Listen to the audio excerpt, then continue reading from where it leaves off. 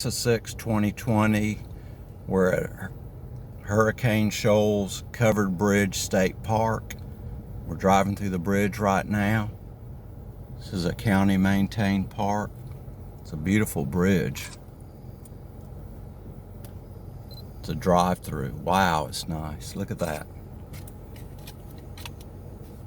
Really beautiful. Oh, they even got windows on the side you can see through our openings. This is Maysville, Georgia, right outside of Commerce, Georgia, off the interstate.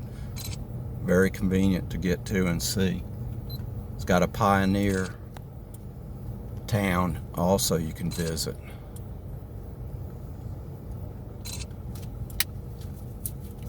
Very pretty out here. Oh, look at the little dam over there.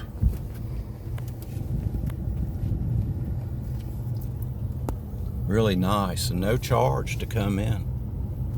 Wow. And we're the first ones here. We're gonna get out there and get our beach shoes on and get in the water.